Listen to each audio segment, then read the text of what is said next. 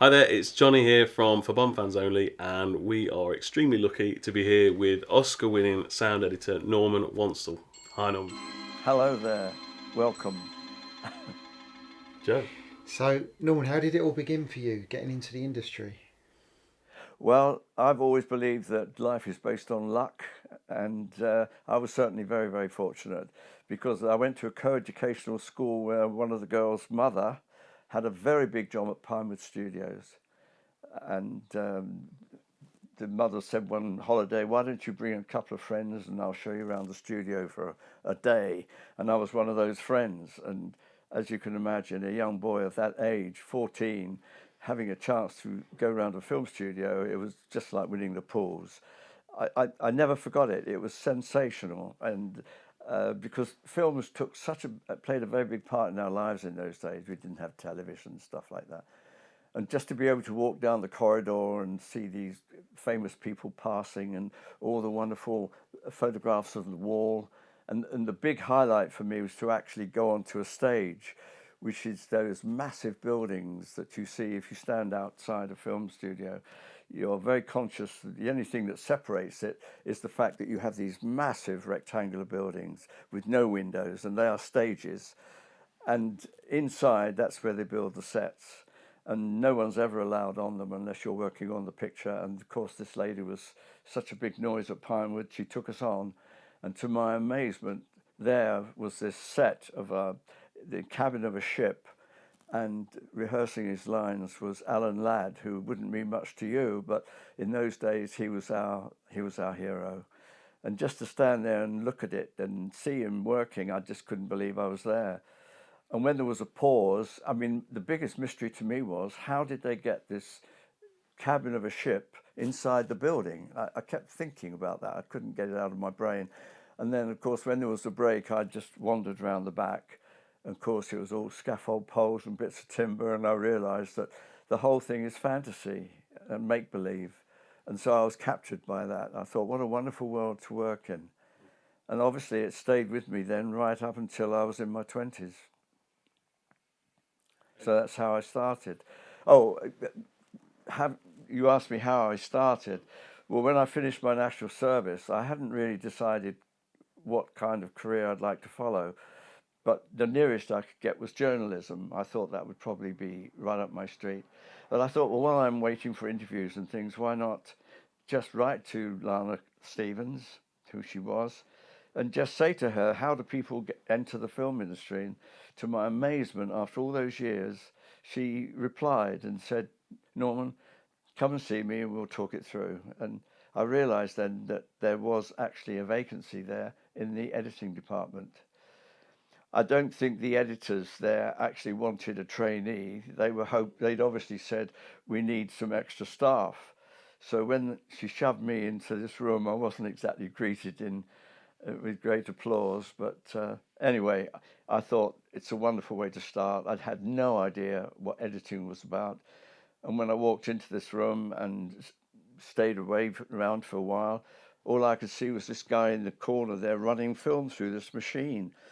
And I kept thinking, well, what's this got to do with making movies? You know, my idea of making movies was being on a set with cameras and sound and actors and all the glamour of that. But here we were in this tiny room, hearing the rattle of film through a machine. But anyway, cut a long story short, I did stay with it. And as time went on, they used to say to me, Norman, you take the film up to the projection box because we're going to have a running.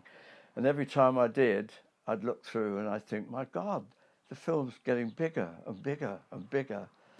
And slowly it dawned on me that the editors were the ones that were getting all the film and beginning to place it together to tell the story. And as time went on, I was fascinated by the whole culture of it, you know, the skill of it all. And I became a very, very keen member of the team then. And the contract I was given was 3 years, which was quite a long time. And throughout those 3 years, I had a chance to work with soundtrack editors and film editors. Usually the two would be side by side. So if they were working on a particular film, the editor would be here and the sound editor next to them.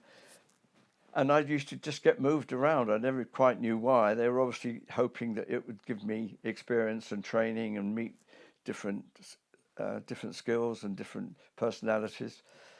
But by the end of those 3 years, I knew exactly what I wanted to do. I wanted to be a film editor. That was my dream. And then, obviously, somewhere along the line, there was this shift into sound, which is what you are best known for in terms of the James Bond films. But Yes, how did that happen? that was pure chance, really. At the end of the 3 years, I had a phone call from the office, and they said, "You've come to the end of your contract, and we're going to renew it." But a couple of the very experienced members of the staff there took me to one side because a lot of them were totally permanent. The whole studio was like a factory of permanently employed people who turned up every day, parked their car, and went and worked on a film. I mean, it's hard to imagine it now, but that's how it was. And so all the editing rooms were all people working on different productions. Every stage had a different film being made in it. It's hard to picture. But anyway, two of the regular guys there that had been there a long time, they took me to one side and they said, "Norman, you realise that there's a lot of freelance people out there that don't want to work in a studio system. And there's one who is a legend, a man called Winston Ryder, very difficult man to work with, but probably the finest sound editor in the country. His credits are ridiculous, you know, like Lawrence of Arabia and Bridge on the River Kwai, Sound Barrier." And they said, "We think that because he's looking for an assistant, you would be absolutely ideal." And I felt very flattered at this, I must admit. But I thought about it, and I look back often now and think, why did I turn down a 3-year contract to go freelance? I don't think it really registered, but because I've always loved space, I had a feeling that perhaps just to get out into the big wide world and work with a very famous and very talented man would be a wonderful opportunity. Well, anyway, I did take that opportunity, and Win and I worked together on three major American productions. And he never actually said to me, "Norman, come over here and see what I'm doing." He just got on with it, and I gave all my time and dedication to serving him. But I realized that one day when my chance did come, that all the experience I watched of him doing rubbed off on me without him actually teaching me. It was unusual, really, because normally if you've got an assistant, you try and train them and explain to them what you're doing, but he never did. But I watched what he did and I learnt from him. It's quite amazing to think that you were given a chance when you didn't have any experience. I don't know if that would happen in the film industry today, would it? Would they take chances on young people who haven't got experience in editing or sound? I would think very, very unlikely. But obviously, all people in these industries have got to have a chance to move on. Otherwise, everything would stop, wouldn't it? And I suppose in my particular case, when I went to work with Peter Hunt, which I thought was the right thing to do because I wanted to get back to being closer to the film editing side rather than the sound editing. I suppose the only reason Peter respected the fact that I might be capable of taking on a sound editing job was the fact that I'd spent about 3 years with one of the finest sound editors in the country. And he was right. He was right.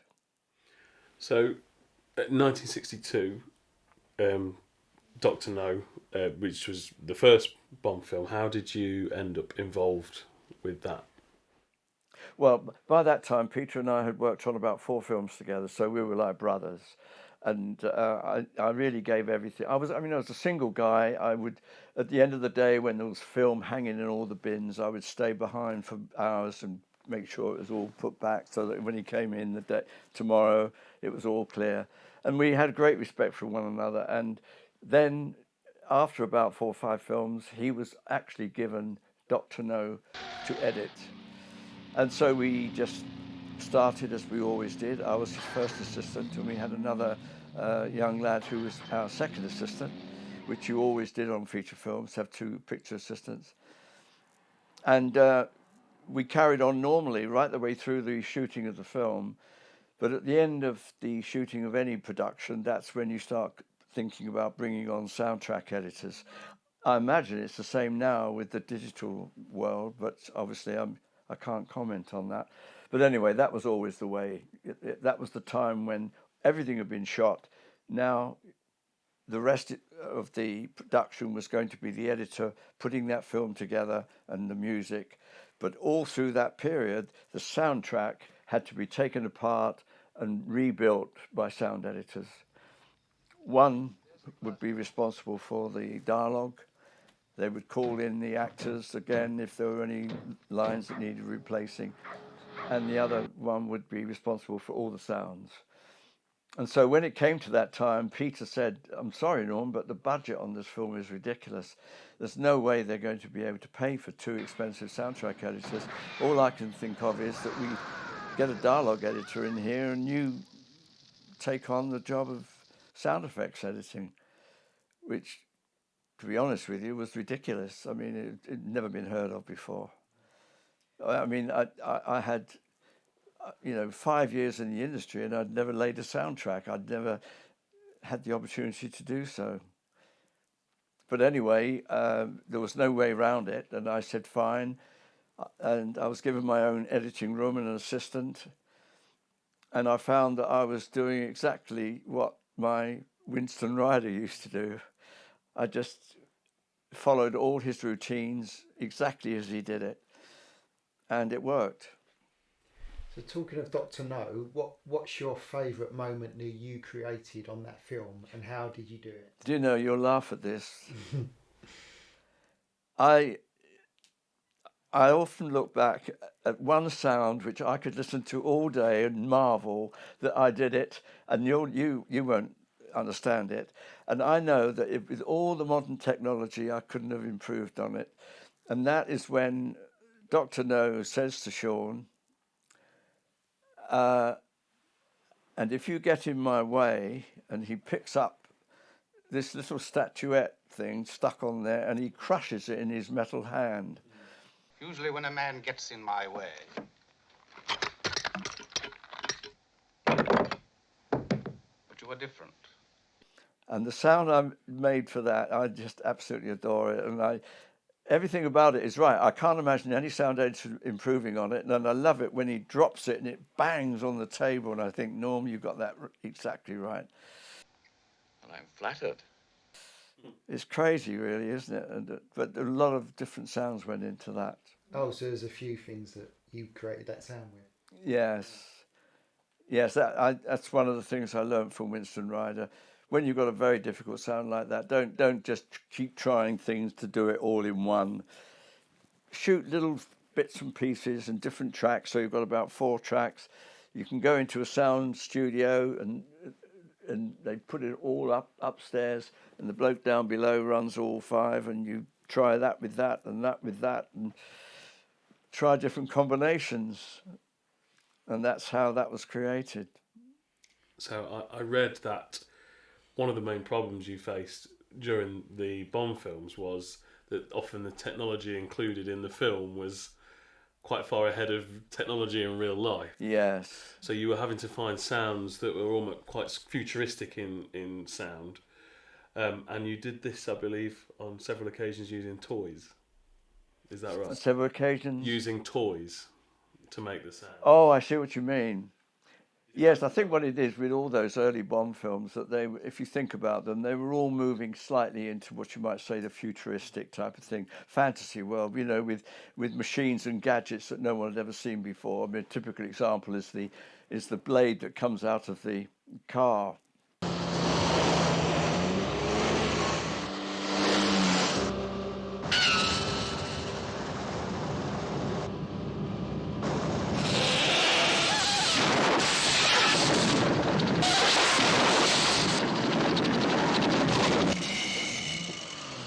Things like that you didn't normally have in films because they didn't exist, yeah. And it was quite tricky. And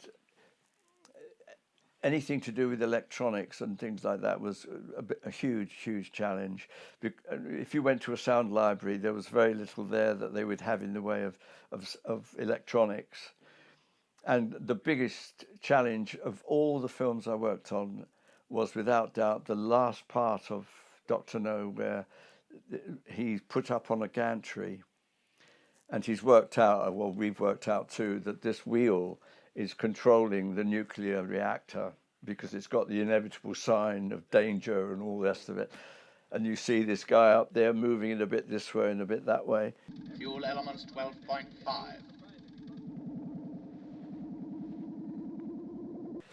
Well, when Sean grabs it and turns it and turns it and turns it into a climax, I knew that we had to have a machine that would not only issue a sort of warble of some kind, but one that we could look at the screen and we could turn it with him so that it was synchronized and escalate in sound. Going into operation now. Last killing controls are made. The umbilical is retracted. All elements of progress and operation have reported that they are in a good condition for the flight. We are at T-minus 19 seconds. Count. T-minus 15. Count. 10, 9, 8, 7, 6, 5, 4, 3. And I must say that I don't think I've ever been so nervous in my life, ever, since or before, because we were getting so close to what we call dubbing. After about 10 weeks after the end of shooting, it would usually on a feature film take about 10 weeks for all the sound and the cutting and the music to have been completed. And now it all had to be mixed back together again. And that was called dubbing. It used to take about 2 weeks. And the dubbing had already started. And I think we had one reel to go. And I still hadn't found a sound for that. And that was so serious. And cut a long story short, in desperation, I said to the electronic maintenance man in the sound department, is there any chance at all that you could help me here or come up with something? He said, no, crumbs, really? Anyway, he said, I'll give it a try. And within 2 days, he called me to the recording theatre, and he pointed to this piece of gadgetry which actually blew my mind. My heart sank. It was just ridiculous, bits of wood and wires and metal and stuff. He said, well, hold on, Norman. He switched it, and it issued this lovely electronic 1111111. I said, wow. And then I said, yes, but he said, no. And there was a little spindle in amongst the wires, and I turned it, and it started to go up and up and up. I said, I don't believe it. You've done it. He invented that machine in 2 days. Whew, I'm getting hot thinking about it. See, it sounds like you had quite a good relationship with Peter Hunt. He did such an amazing job on the Bond films and directed what a lot of people regard as one of the best, if not the best, in Manchester Secret Service. Yes. Have you got any idea why he didn't come back after doing such a fantastic No, job? but you could say that about say that about Casino Royale. I never understood why they didn't have him back. Yes. Considerably. No, I've heard rumours that I don't think it was as happy as it looks. I don't think he and Lazenby got on terribly well for a start, but I mean, I wouldn't have thought that would have affected Harry and Cubby. But no, I don't really understand that at all. I mean, Peter was so respected. That was the thing. I remember when we first saw the rushes coming in for Dr. No, he said to me, Norm, he said, I think the best way we're going to make this film work is to don't let people stop and sort of analyse. We've got to keep it moving. I admire your luck, Mr. Bond. James Bond. And that was his theory, and he did. He was losing frames here and jumping people through doors, and I think that he made his mark on that Dr. No that set a pattern for all the films to come. It was very sad, actually, that he and Hamilton, it didn't work. And I never quite understood why. I think Hamilton didn't like the idea that he was inheriting an editor that had become far more than an editor. He'd become a force, a respected power behind the making of Bonds. And I think Hamilton felt, well, I'm the director. And I've never forgotten being in the theatre one day, and they were having a viewing, and what's Hamilton's first name? Guy. And Guy said to him something about, whoa, and Peter said, yes, well, I thought that, and I'd just get rid of that little pause. And Guy said, pause bollocks, put it back the way it was. Couldn't believe it. No one spoke to Peter like that. That's right. I don't know why I brought this up, because it's just something that nobody else would probably be aware of. No, it's great. So, obviously, by the time Goldfinger came out, Bond, as a franchise, had become extremely successful and had really grown legs. Did you feel, as from going through Dr. No from Russia with Love, did you notice how the success was beginning to increase in terms of budgets, I suppose, especially? What, from the point of the world audience? Yeah, did you notice as you went through the films, because the budgets increased, didn't they, each time? Yes. Throughout the 60s. So did you notice that this was really becoming something quite successful? Yes, I did. I mean, the budget was very, very important, because the shortage of money on Dr. No made my life very, very difficult. I was trying to be the true professional, and there was no way I was going to attempt to do that job without doing it the way I knew it had to be done. But that meant spending money. I used to go into the recording theatre and record all the little challenges, which is what Win Rider used to do. So I went in there, the silenced pistol, we went in there and made that. No, I couldn't find a silenced pistol sound anywhere. And you've had your 6.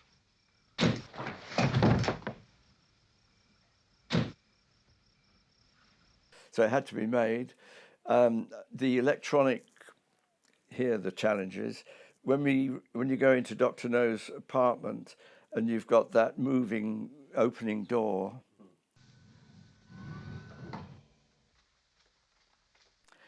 that I knew had to be electronic, but where was I going to find it? About 3 or 4 tracks went into that. Then, of course, they go into the lift, and I knew I couldn't have a lift that you hear in some, store in London. It had to have its own electronic sound. In here, please. I hope you enjoy your dinner.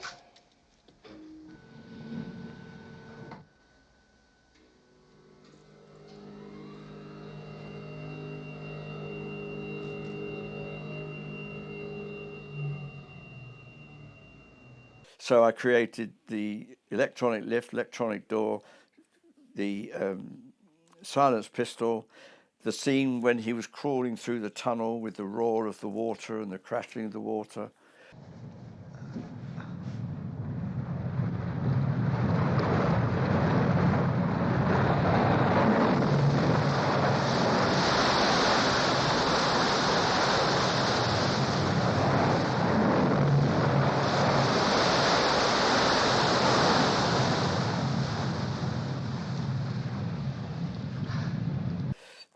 And my crunching of the... Now, going into a recording theatre and making those sounds meant a lot. And the chief sound mixer there really respected me, and he thoroughly enjoyed it. He knew that we were on a film where sound was going to contribute, not just complement. And we worked as a great team. And then Peter and the office were saying, look, you what are you doing? We can't afford this. And it really broke me up, really, to think that they were, you're costing us a fortune, Peter said. And I thought, Peter, you gave me this job. I'm trying to do it correctly, and yet you're now criticising me because I'm trying to do it right. So that was very sad. So when we went on finally to Russia with Love, as you know, there's a scene in there in the which was shot, which was meant to be a gypsy camp in Turkey. And it was all shot on the back lot, of course, with English actors, English extras, English everything. So once it was in the film, I knew my job was to make that totally Turkish. I would need Turkish voices and Russian voices, so that the whole thing became foreign. So I marched into the production office with my tongue in cheek, and they said, "What do you want, Norman?" I said, "Right, I'm going to need 12 Turkish men, 12 Turkish women, and as many Russians as you can get." And the guy looked at his watch, and he looked at the thing, and he said, "Would Thursday be all right?" I thought, I can't believe this. After all I'd been through on Dr. No, he took that in his stride, because the budget now was totally different. Now I could relax. You know, it was horrible having to try and work like I was, knowing I had that pressure when I didn't need it. My first film ever, you know.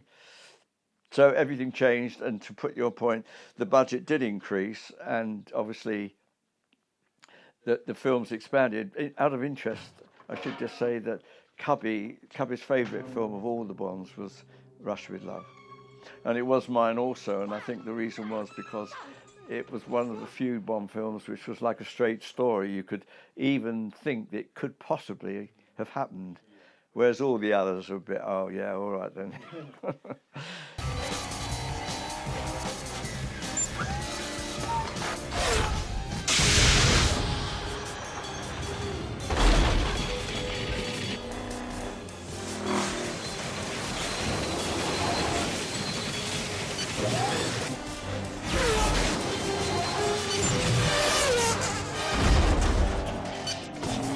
So your second Bond film, From Russia with Love, what would you say your favourite moment that you created from that, and how did you create it? Yes, it's difficult to always think back to these films, but all I do know is those the boat chase. I'm trying to think what those boats were called. They were very, very powerful boats anyway, and the sound mixer or sound recordist, his name was Mitchell, and he was a very, very dedicated guy, and he was so keen to get those soundtracks for me that he actually asked if he could be given a uniform, sit in one of the boats, and he would look as though he's one of the the drivers, but in fact he was recording it. So when they came back, he said, "Norman," and he had this great big pile of these tapes. So he said, "I'd like you to sit with me now, and we'll go through them." And when I heard them, they were like vacuum cleaners. It was such a refined boat that it was. I thought, I didn't like to say anything to him, but I thought, "Oh, you spent all that time recording all this tracks, and really they're not Bond sounds at all." And I was really broken-hearted on his behalf. So again, to cut a long story short, I couldn't use any of them. I think there was one or two shots when he recorded them taking off from the shore or something, and then you got this lovely the roar of it.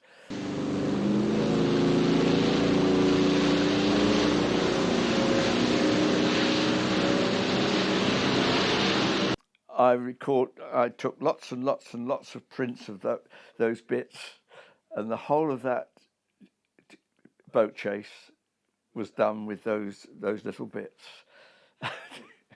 I look back now and think, how did I do that? But I was proud of that, because it was a big scene, a very powerful scene, and you needed the roar of the boats. You needed the Bond sound, as you call it. Was there another particular memory from Russia with Love? Well, I think one of the greatest fights in all the Bond films was without doubt the fight in the train. And I was just so proud of the fact that we had to start right from scratch, and all the movements, the bangs, the doors, the clonks were all recorded in a recording theatre. And And what I loved about it was not only did they all work so well, but also I loved the fact that the bullet went through the window so that you had the rattle of the train. And one of the biggest problems for sound editors is that you can spend hours and hours and hours creating what you think is wonderful soundtrack, and then of course the music comes along and drowns it. Or often they have to make the choice: are you going to have are we going to have the music or the sound, because the two don't go together. And it's one of the tragedies of filmmaking, is that you can't sit with the composer and say, right, okay, you know what you do. The only time I ever had a chance to do that was in Thunderball, where the composer, who you will tell me who he is, John Barry, I'd never seen him actually sit into a running before, but he wanted to sit in and just view it.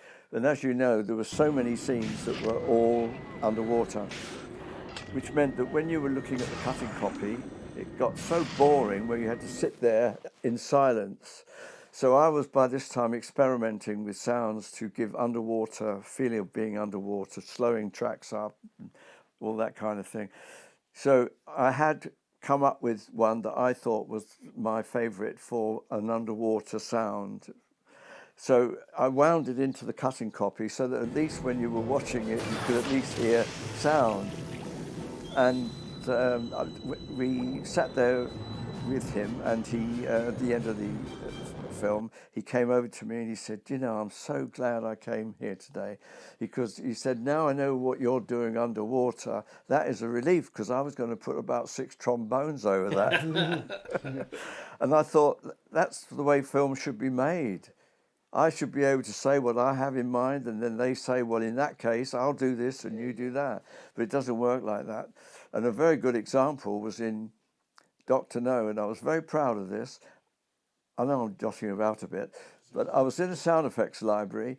Look, I have my list, and somehow I heard something being played, and I said, what's that over there then? They said, oh, don't worry, Norm. I said, no, I'm interested. And it was this electronic sound playing. And immediately I heard it, I imagined when Bond was crawling through the tunnel. I thought that would be amazing as he's climbing through and all the rest of it. And I said, I'll have a copy of that. They said, okay, yeah, too. So when I came to laying my tracks, I laid it there, but on the charts I said, don't play. I said, this is just a standby. And I went off and I was working in the cutting room. And apparently when the music came up for that scene, they didn't think much of it. And they said, has Norman got anything? And they saw this track, and it's history now.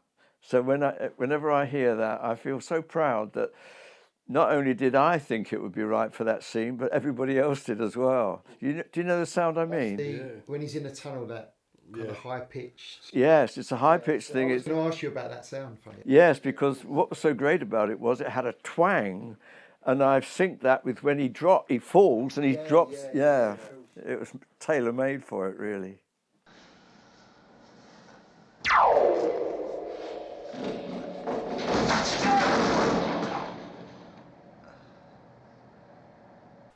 Yeah, you can't imagine it without it, really. No, it's such a memorable sound. Yes, I did find out later, years later, because it's something that we can move on to, was that the only people in those days that were experimenting with electronic sound was the BBC Radiophonic Workshop.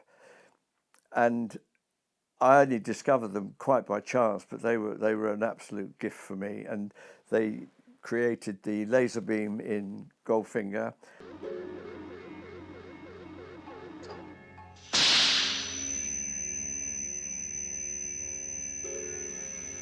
And in You Only Live Twice, they created the rocket coming down and going out, which would have taken me days, you know.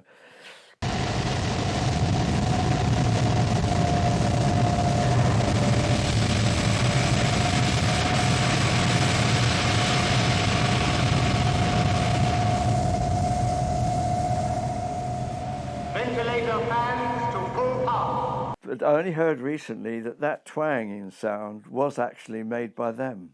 I didn't realise it at the time. I'd never heard of the workshop. But yes, what was so interesting was somebody sent it to me, this gathering of the sounds that were created by the workshop. And one of them was that one I've just said, but they also included, naughtily, the one that I said was manufactured by the bloke in the sound department for my... That was naughty. I said, well, you can tell them that that wasn't one of theirs, that was one of mine. So, bringing it to Goldfinger and obviously your big award win, which we'll come on to later, there's a couple of the sound effects within that I wanted to ask you about. One being when Oddjob throws his hat.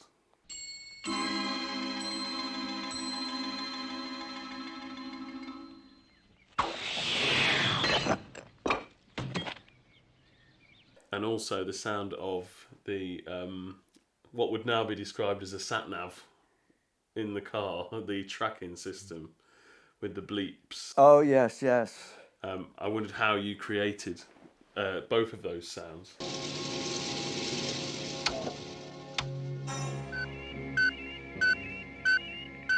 It's very interesting, isn't it, that I had a chance to meet Ben Burt, who won his Oscars for Star Wars. And he came over here and had this program, and he asked if I could join him there, and I did, and we got on so well, and we decided that I was going to be known for my Oddjob's hat, and he would be known for the lightsaber. Lightsaber, yeah.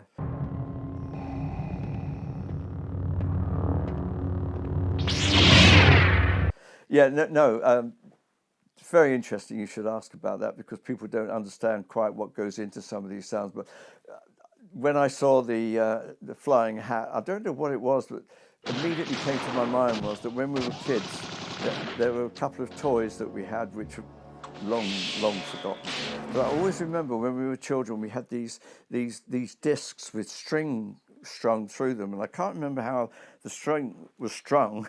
But it meant that the kids could pull the string and it would make the disc spin, and we loved it. We, and sometimes if it was a metal disc, we'd try and cut things on it. And I thought, my God, that would be a really good basic sound for the whoosh. And I sent my assistant out to see if he could find one. To my amazement, he did, and that became one of the basic sounds. I took it into the recording theatre and we recorded that. And another toy we had when we were kids was a piece of metal that was twisted about that long, and it was just twisted all the way down. And we would put a little propeller on the top, which would go all the way down to the bottom. And as kids, we used to push it up so that when it left, because it was going round, it would spin all around the room. Mm-hmm. And so we did that in the recording theatre and followed it with the mic. I think there were another couple that went with that, but I can't always remember what they were. But I knew the most important thing was when it left the hand, it had to have a threat. And we tried all sorts of things for that. And in the end, I said, well, let's get a wood saw, an ordinary carpenter's wood saw. And we did. We put the wood saw there and just had it over the edge. And then we twanged the edge. And the moment we did it, we said, that's it. We'll never do better than that. And I often think that when people see that scene, I bet they don't hear that sound, but I hear it. Yeah. Yeah. It's subconscious. You asked about. Yeah, and the beeping for the tracker as well. Were you responsible for that? Yes, but I felt I cheated a bit there, because I knew I wouldn't be able to find a peep that was spaced exactly right for the thing. What I did, I got a recording of a constant sound, like a beep, and just cut a piece in on each. Okay. But it sort of works. It works, yeah, really works. Yes. Yeah. So is the Oddjob's hat your favourite moment Yes. from Goldfinger? Yes. What would it be? Yes. I was quite proud of the knife, the blade coming out of the wheel.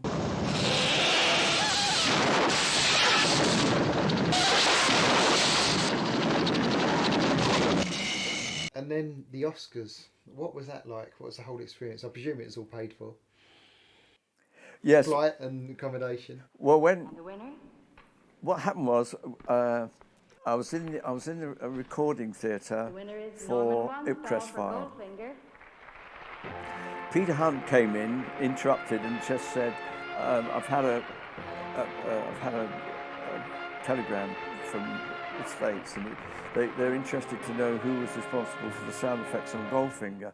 So we all looked round and said, "Oh, come on, Pete. Well, just you know who it was," and sort of shushed him away, really. But he was trying to say that this was important, you know, that they were. We thought it was just getting a database, you know. We never. Anyway, soon afterwards, it became official. It was, in fact, an invitation. We realised that it was actually a nomination.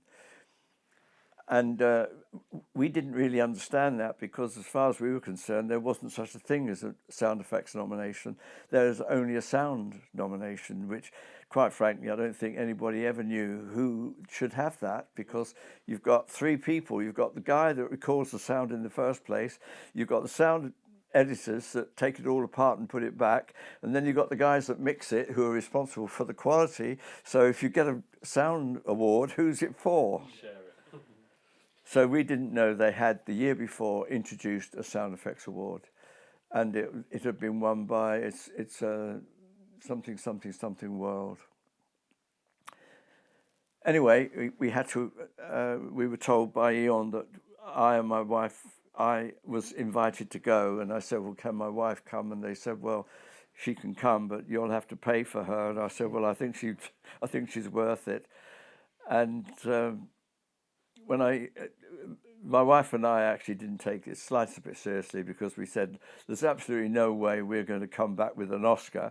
So why don't we just go and enjoy a trip to the States? And, you know, because we assumed there would be a fair number of nominees.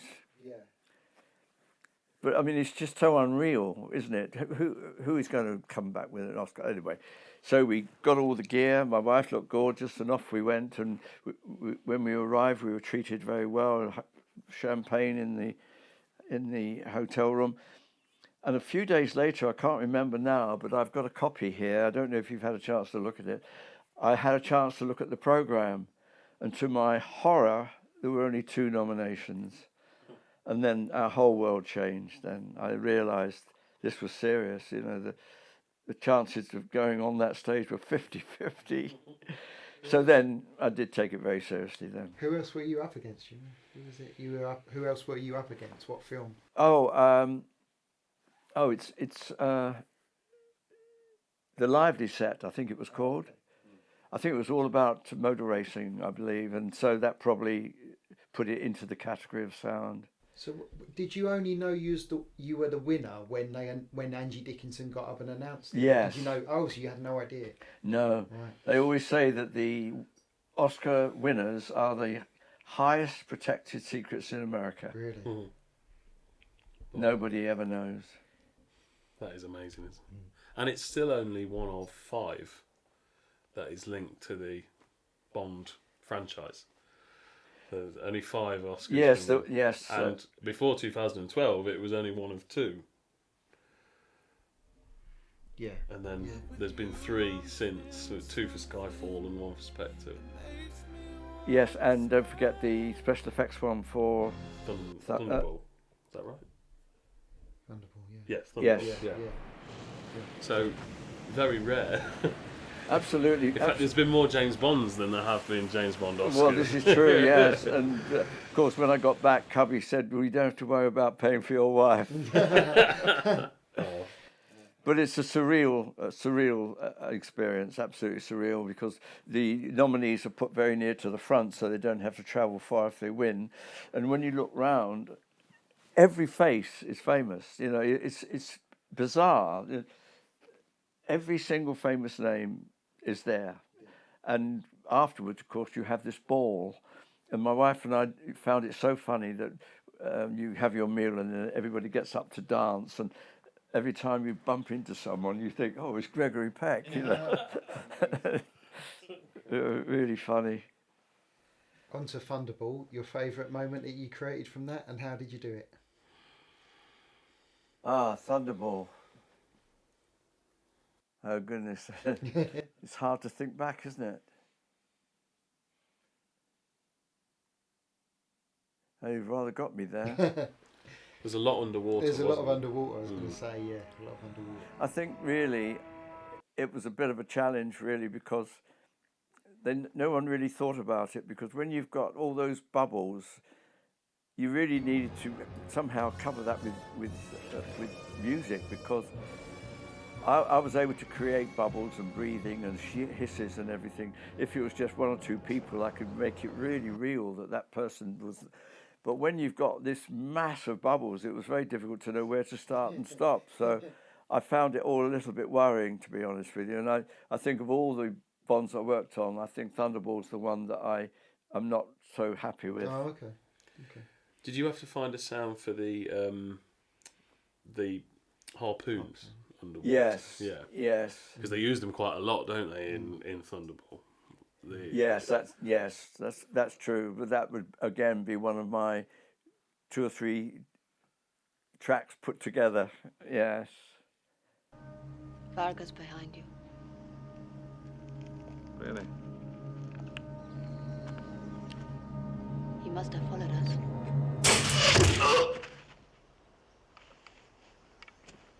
I think you got the point.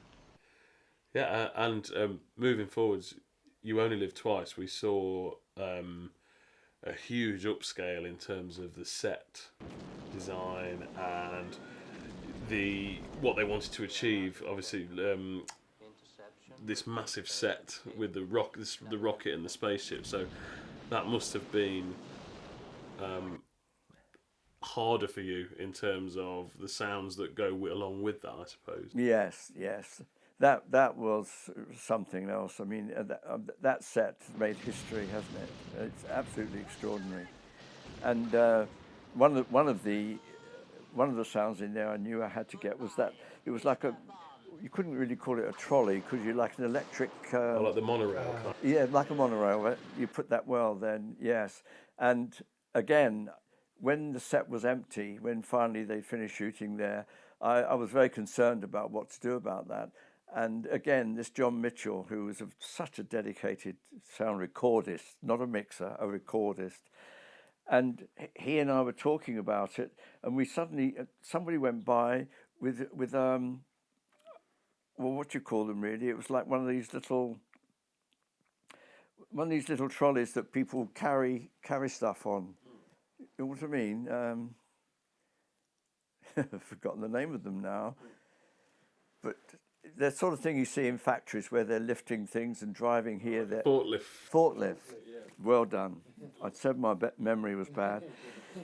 Yeah, this guy went by on a forklift, and John and I looked at each other, and we thought, wait a minute. So we got hold of this thing, and we took it into the building, and it was absolutely amazing that somehow, in its own funny way, because it was now put onto one of those monorails, it sort of worked. It wasn't the greatest sound I ever created, but otherwise I don't know quite what I would have used. Yeah. It had to be a moving sound, and it starts and stops, doesn't it? Starts and stops, yeah, and pulls up and goes past. Yeah. There's a lot of kind of scientific noises in You Only Live Twice, obviously because of space theme, isn't there? There's a lot of kind of tech sounds and Yes, lots and lots of electronic noises going on in there, all try and make an atmosphere. But the fact that when I actually got in touch with the radiophonic workshop, I said, I know that those rockets are going to take me a lot of time, but I will get the ingredients. But if you could just come up with one basic one that I can build on. In other words, if you could create the sort of jet receding and jet taking off, then I will add all the others. And they said, okay, leave it with us. And when it came back, it was complete. The whole thing was did everything. I couldn't believe it. What's your proudest moment from You Only Live Twice then?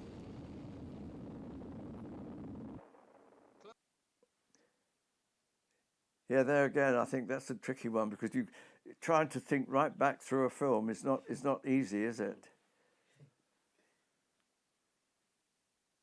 No, not too sure I can remember there. I always think, what I always remember with that one is when he throws the stones onto the roof, which is actually looks like the water. Is that deep? They usually But are. he realises that it's a He hard, says it's metal. doesn't it's he? metal roof, yeah. And that always makes quite an echoic Yeah. sound when when Oh, Sean when he throws the rock when they're at the top, thinking it's going to go into the liquid, but it's actually metal, and it sort of bounces along. Yes, That must yes. have been your department. Yes. Basically, what happens is that you have recording theatres that are purely for sound effects and dialogue. So this is where the actors are brought back, and they look at the screen and they see themselves on the screen, and then they can practice going. We used to call it looping because we used to make each line into a loop, so that it would keep coming round and the actor could keep practicing, and then till they were happy, and then you'd say, right, let's go for it, and then they would record. And it's the same with sound effects.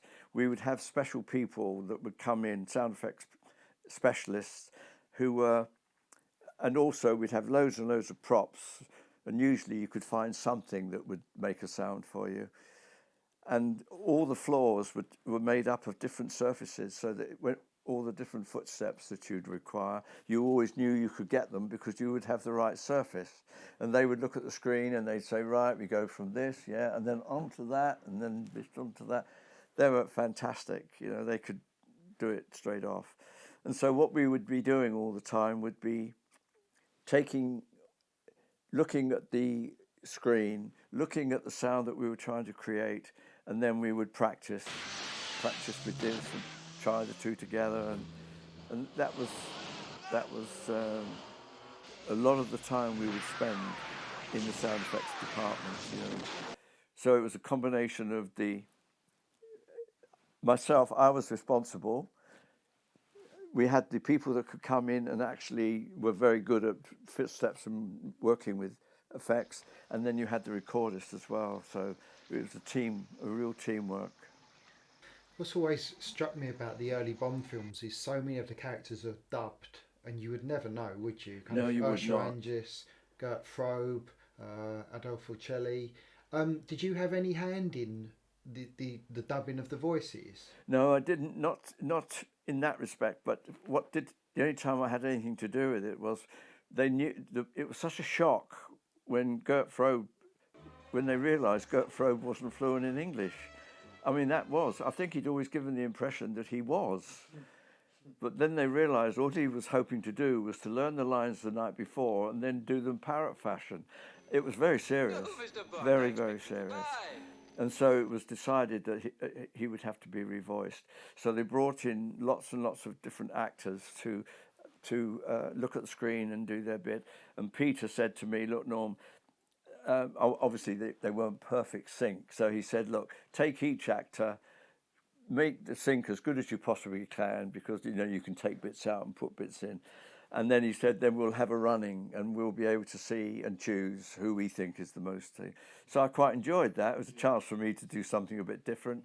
And we did. We sat back, and of course the guy they picked is absolutely incredible. I would say that that piece of revoicing is probably insurmountable. You couldn't ever improve on it or find anything better, because it carries the accent, the weight, the threat, and the characters all in there.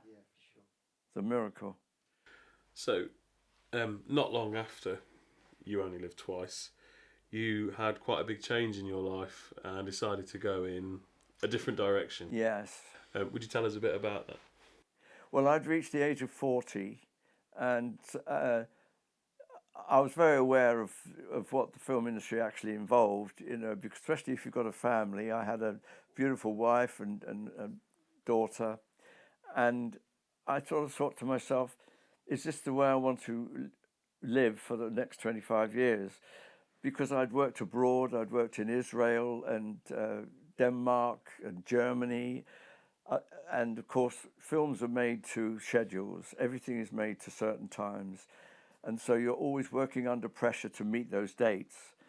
And all in all, I'd had 20 years of, not 20 years, but the last 10 years or so had been very pressurized. And I was very aware of the fact that it meant being in and out of work for the rest of my life. So I talked to my wife and thought, do we really want to continue like this together, or should we think about making a change? And we were on the verge of saying, yes, let's think about that very seriously. And a lot of the time, work was being done in Soho. Most shooting, of course, is all in the studios, but when you're dealing with editing and sound and things, lots of it can be done in rooms in town. And I didn't like having to keep driving all the way up into the middle of Soho. And I came out one night, pitch black, very late, pouring with rain. And by this time I had reverted to a motorcycle because I found that travelling all the way from Surrey up to Soho was impossible, really. And I noticed all these bikes, and I had a licence anyway from the army. And I came out, and there was the bike gone. Still can't work out how I ever got home, to be honest with you.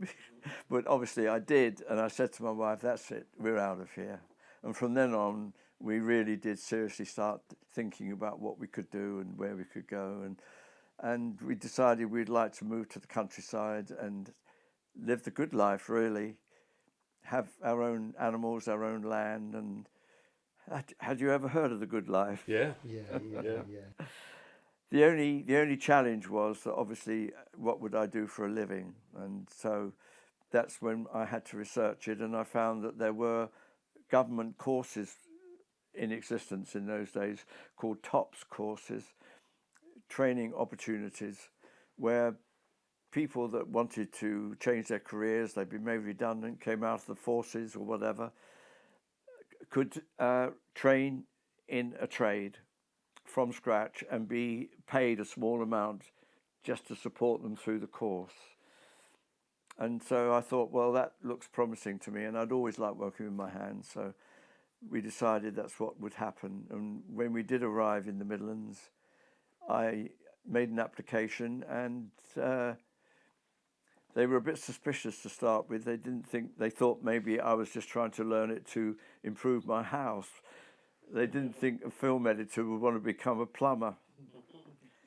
But anyway, they used to have open days where you could go around all the different departments, and it was good because you could get some feel of what was right for you. And I decided that the plumbing and heating would be the one for me, especially as it was the only one that actually gave you a qualification. And so that's what I did, 26 weeks. And you never regretted your decisions coming Never out? regretted it, no. I really enjoyed it, yes. You could argue that was freelance as well. Yeah. But I used to say that I've come out of a job where only 2 or 3 people in the world would want to employ you to one where just about everyone will need you someday. What about I've always been amazed that John Barry never won an Oscar for his Bond work, for his Bond soundtracks that are phenomenal. Yes, Peter Hunt, Sean Connery, all these amazing people, Richard Marrowbaum, all these talented people. Do you think there's any other people in the Bond series that you think should have got an Oscar who didn't? Well, obviously Ken Adam at the time, nobody ever understood that, because Ken Adam's probably one of the greatest brains in film design in history. But I think the rumour used to be that he wasn't called what the Oscars named. If they said set designer, he had a title that wasn't set designer. It was something else. Yes, if it said art director and he was called set designer, that was the rumour. But whether or not that's true, I have no idea. I'm in awe of that man. Absolutely in awe of that man. So you've left the industry. You're a qualified plumber, and then in the early 80s, never say never again. Yes, that was extraordinary. Yes, I had a phone call from a friend of mine he was sort of in and out of the industry a bit. He lived in the Isle of Man. And when that film came over here, the editor was American, and he had worked with my friend before. So the first thing he did was to get in touch, and my friend thought, yeah, great, so. And then he became very aware that Sean didn't like the fact that all the original people that he could relate to the Bonds that he worked on were no longer on the picture. And so the editor and my friend said, well, wonder if Norman would consider just at least saying to Sean, well, we've got the sound guy back, that won an award and everything, and so they put it to me, would I consider it? And I look back now and I'm trying to think I think probably it was the fact that I hadn't totally become established in my new career, and my wife and I thought, well, what have we got to lose? You know, it would be financially very good, and it would be an adventure to try something new and also find out what the industry was like after my era. And it was interesting because as soon as I arrived, all my chums said to me, Norm, it's all changed, mate. None of this 6 tracks mixed together. We've got blokes now for £100 an hour, make any track you want. I said, are you kidding? They said, no. And so that encouraged me then. I thought, well, if it's going to be another electronic film, which of course it was with that game. You remember the game when they're vying for the world? Domination, is it? The eternal battle for the domination of the world begins. We play for dollars. Random target selection, Spain. Value $9,000. Play. And I couldn't believe this guy. I used to go up there in the evenings, and he'd say, "What do you want?"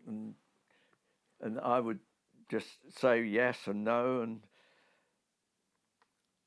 it was a shame really that the film really, being a remake, seemed odd in a way, didn't it? Yeah, it was surrounded by quite a lot of controversy at the time. I think because Connery and Broccoli had separated on quite bad terms, I think, after... oh, definitely.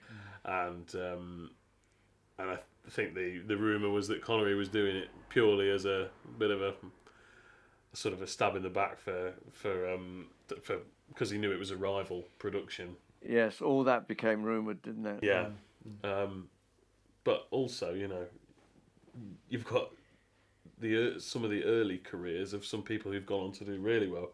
Kim Basinger, Rowan Atkinson. You know, so there are still. I mean, I know that within the Bond fan community, there are certain elements of it that are considered to be quite good. You know, I mean, Klaus Maria Brandauer as the villain he's excellent villain, and also we were talking yesterday. We quite like the theme, don't we? Yeah, theme yeah, song. yeah. It has its moments. Yeah.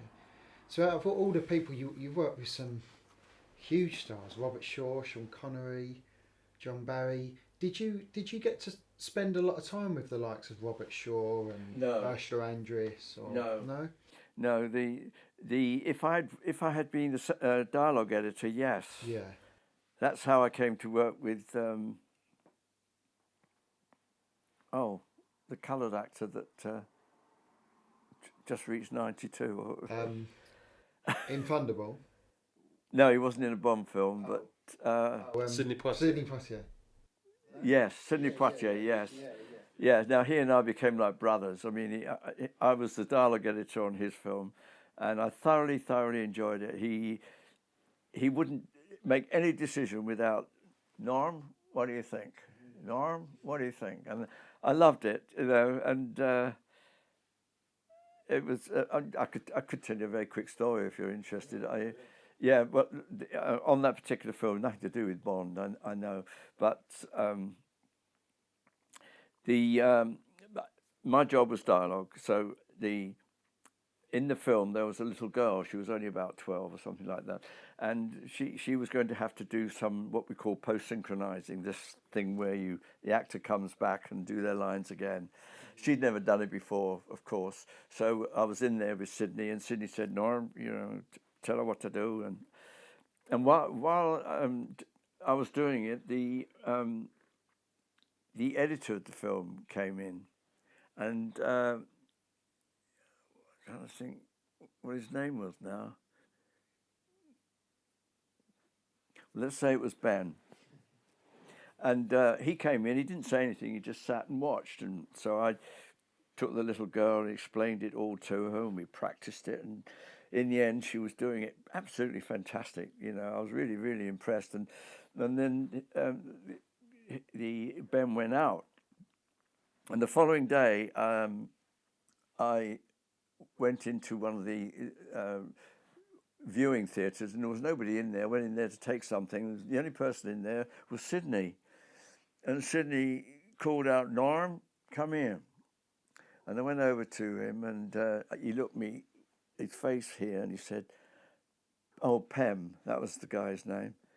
"Pam says you're the best fucking sound cutter that walks." I couldn't believe it.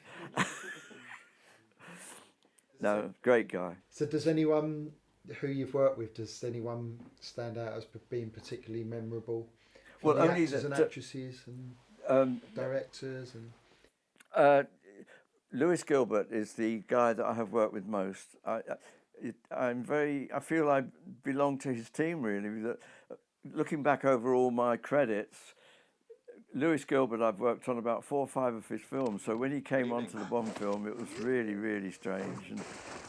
But I was a little bit sorry because I can't watch Roger Moore. It's absolutely impossible. I've tried it. I have to switch off.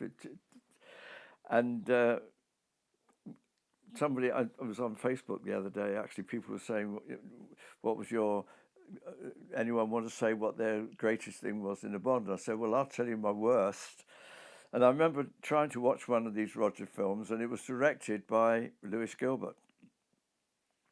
And there's a car chase, and first of all, you're cutting to Roger's car, then the villain's car, Roger's car, villain's car. And at one point, the 2 cars come side by side, and to my amazement, Roger winds down the window and he goes...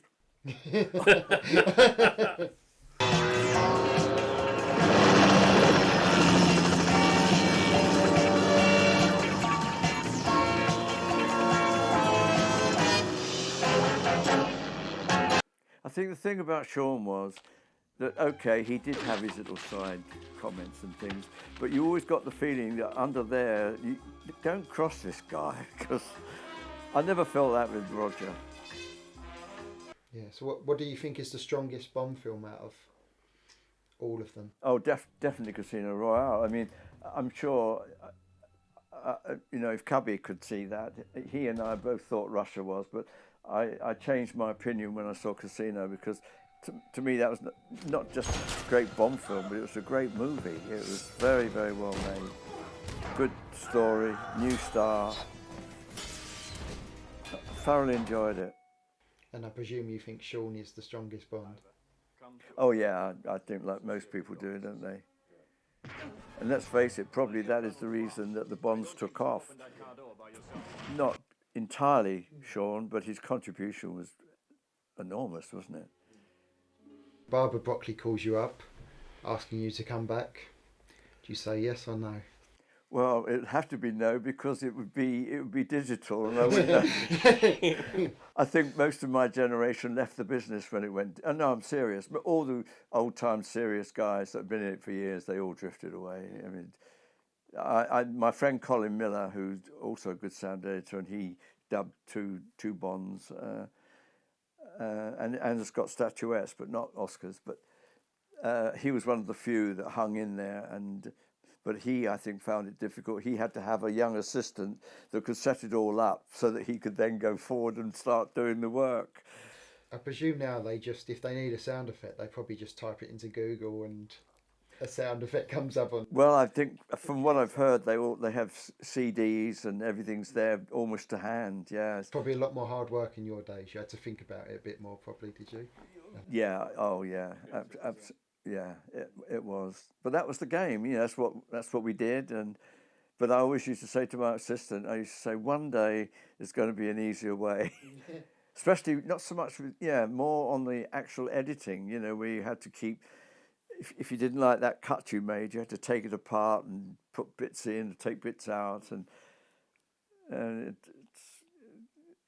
it was pretty primitive in a way. But very creative. Very, yes. So to finish, one last question. You told us that you go to the cinema a lot. You're a big film fan. Is there anyone you fancy for the next James Bond after Daniel Craig? They claim that this will be his last. So, is there anyone who? No, they do. Well, it will be his last, won't it? And I was surprised that he did one more. I thought he was beginning to. When I see the trailer, it looks so he's getting on a bit now. But it's very. I would find it very, very difficult to name an actor now. I have to be honest there. It's a huge challenge, isn't it? I mean, I don't know if you've thought of anybody, but perhaps you have. But I'd like them to go with someone relatively unknown again. To be honest, I think that seems to work when they. Yes, I think probably I would think the same. I hope they don't fall into the trap of going for someone who's already really well established, because I think because you're looking at that actor, not that part. Yeah.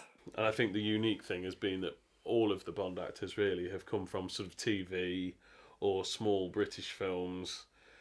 I know, like with Daniel Craig, for instance, he'd done Layer Cake, which was sort of, and TV stuff, but not a huge amount, and nothing really particularly transatlantic.